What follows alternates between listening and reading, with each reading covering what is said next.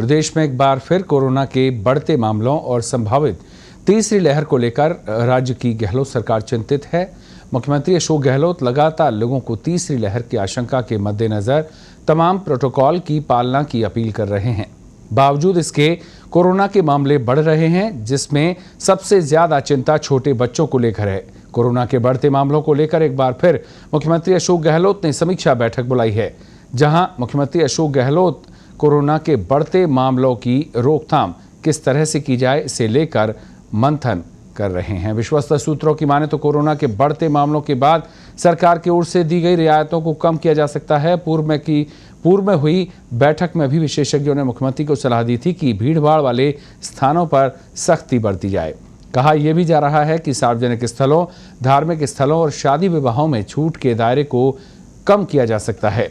साथ ही मास्क और social distancing की भी कड़ाई से पालना के निर्देश दिए जा सकते हैं। इधर कोरोना के बढ़ते मामलों के बाद छूट के दायरे में कमी करने के लिए सरकार की ओर से 30 नवंबर को नई गाइडलाइन जारी हो सकती है। इसे लेकर गृह विभाग के अधिकारियों ने भी संकेत दे दिए हैं।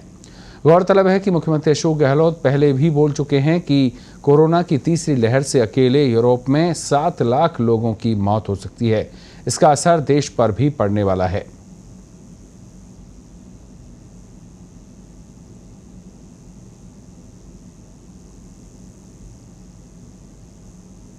यूरोप में आतंक मचा हुआ है। WHO, अगर WHO कह रहा है, वर्ल्ड हेल्थ ऑर्गेनाइजेशन, यूरोप में 5 लाख लोग मरेंगे, पहले कहता था। परसों कह दिया 7 लाख लोग मरेंगे। अब कितने मरेंगे किसी को नहीं मालूम है, पर अगर मान लीजिए वर्ल्ड हेल्थ ऑर्गेनाइजेशन चेता रहा है तो उसके मायने हैं अपने। और जो नया वेरिएंट आया कल परसों साउथ अफ्रीका के अंदर, और भी ज़्यादा खतरनाक हो सकता है वो।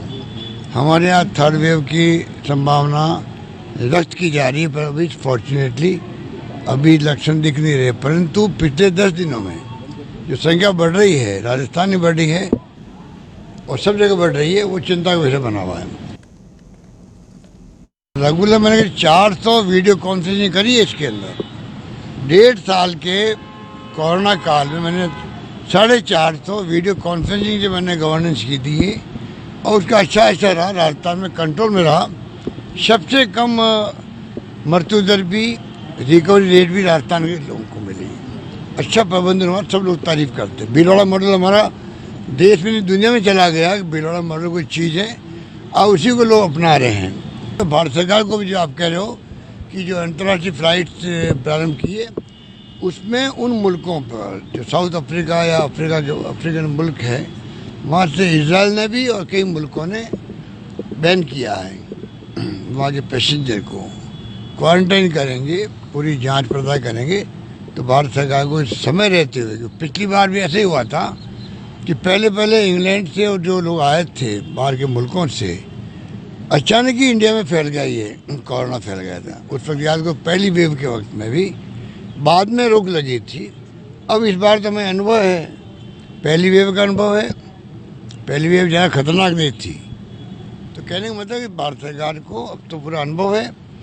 पूरी तरह पूरे देश को बचाने के लिए अभी से ही बहुत ज़्यादा गंभीरता से ध्यान रखना पड़ेगा, जिससे कि थर्ड वेव की नौबत ही नहीं आए यहाँ पर। इन सेकेंड वैक्सीन लगी नहीं है अभी लोगों को। देश के अंदर 100 करोड़ का आंकड़ा पार हो गया, फर्स्ट वैक्सीन में हुआ है। उसका प्रचार करने कोई फ़ायदा नहीं है। आपको जब तक सेकंड डोज नहीं लगेगी वैक्सीन की, तब तक उसका कोई फ़ायदा नहीं होता। मेरे को 2 डोज लगी हुई थी, तभी मुझे खुद को हो गया कोरोना। तो 2 वैक्सीन लगने के बाद में भी संभावना बनी हुई है। इतना ही है कि आपको फिर माइल्ड होता है, हल्का होता है। बचाव करने के लिए दोनों वैक्सीन लगनी जरूरी है। अभी खाली एक लगी देश के अंदर, 35-40% लगी सेकंड। तो एक अभियान चले देश के अंदर, अभियान के आधार पर सेकंड भी डोज लग जाए। हमने प्रधानमंत्री को पत्र लिखा है कि अब जो जिसके साल भर होने आ गया है, उसका इफेक्ट कम हो जाता है। आपको चाहिए कि आप बूस्टर डोज भी अलाउ करो, जिससे कि जिसके 2 डोज लग गई है उनको तीसरी डोज लगे, बूस्टर डोज लगे। तो मैं समझता उस पर अभी तक निर्णय किया नहीं है, क्योंकि पहले वो चाहते हैं दूसरी डोज लग जाए। वो अपनी जगह ठीक हो सकते हैं, परंतु जो आदमी बुजुर्ग हैं या को मॉर्बिडिटी है, बीमार है, कई बीमारियाँ उसको लगी हुई है, उसको तो तकलीफ रहेगी कि अगर बूस्टर डोज नहीं लगेगी तो फिर तकलीफ हो सकती है उसको आ जाए। तो वो सब बातें ध्यान रख के हम लोगों को करनी पड़ेगी।